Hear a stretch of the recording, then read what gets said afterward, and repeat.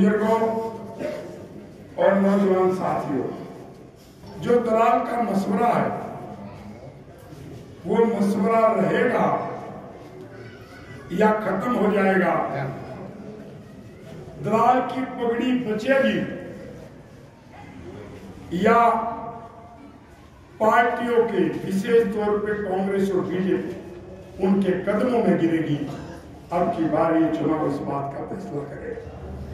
मैं तो आपकी खाप का नाम मरते दम तक पूरे देश में ऊंचा करूंगा, लेकिन एक बात कह के जा रहा हूं, अरे उस कांग्रेस पार्टी के नाम पे खड़े हो।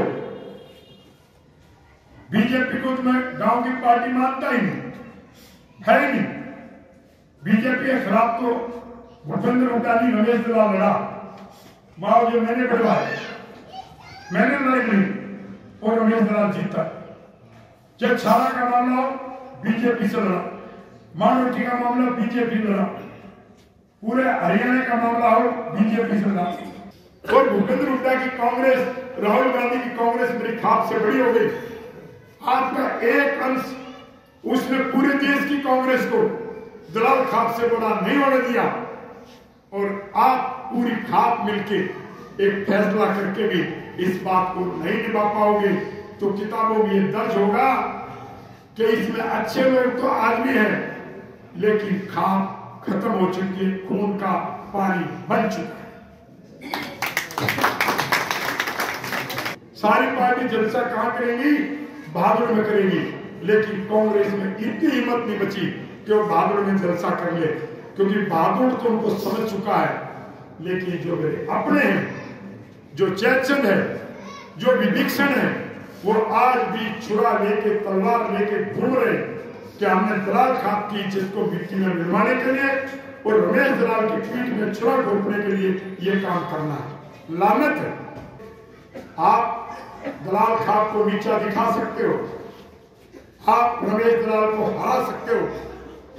पिछले चुनाव में उसने जो गद्दारी की, तब तो मैंने एक याचिका डाली थी, पेंडिंग पड़ी है, उसमें वो बेरी का एमएलए की जो सजा की नौबत आई हुई।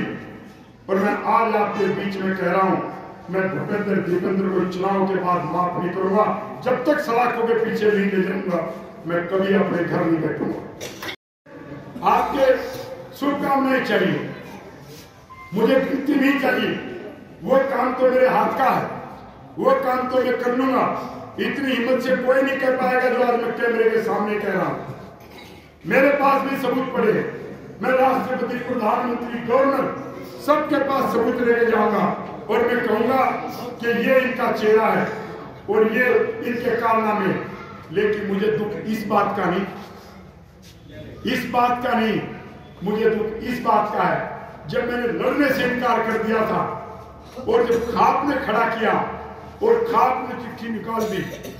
आम आदमी दलाल खाप के साथ है, लेकिन जो दबंग होने का दावा करते हैं, अरे दबंग वो होता है कि जब आपस में मर्डर हो रहे थे, भूरा निनाइया आपस में चाचा भतीजे के, जब खाप की पगड़ी पर बात आई, सब पगड़ी पर, उसने ये कहा था राजा स्वरूप सिंह ने कि थारी पगड़ी खुट्टी पर टकरा दूंगा जो आज है। तो भूरा निनाइया ने दोनों तरफ कत्ल हो रहे थे, चाचा भतीजे ने दुश्मनी भुला करके और 6 महीने लड़ाई लड़ी और शहीद हो गए, घुटने नहीं टेके। ये होता दबंग, भाई को धमकाना, दूसरे नेता को बुलाना, ताकत दिखाना, दबंग नहीं। मैं हर आदमी के सामने झुकता हूं, विशेष तौर पर मेरी खाप में। दबंग तो ये होता है कि रमेश दलाल ने प्रधानमंत्री नरसिंह राव पर भूमिका निभा करके मुकदमा दर्ज करवा दिया, और मैं मुकदमा दर्ज नहीं करवाता तो सोनिया गांधी को गलती नहीं मिली थी। दबंग ये होता है कि जो उग्रवादियों से, विदेशी ताकतों से डरा नहीं और बिका नहीं, और उसने चंद्रा स्वामी को जेल में भिजवा दिया। उस समय भी जयचंद थे, उस समय भी विभीषण थे। मैं याद दिला रहा हूं, जब मैं चंद्रा स्वामी को जेल भिजवा रहा था, जैसे आज भूपेंद्र दीपेंद्र सिर्फ टंडेली, आसोदा, मांडोठी, जाखोदा, इसके बाहर नहीं निकल रहे, इसके बाहर नहीं निकल रहे। उनको पता है जीतते नहीं, वो एक मान चुके हैं कि कांग्रेस हार चुकी, वो इसलिए घूम रहे कि रमेश को भी ले बैठो। खाप जीत गई, रमेश जीत गया तो अकेला भी मुख्यमंत्री बन सकता है, इसमें वो ताकत है।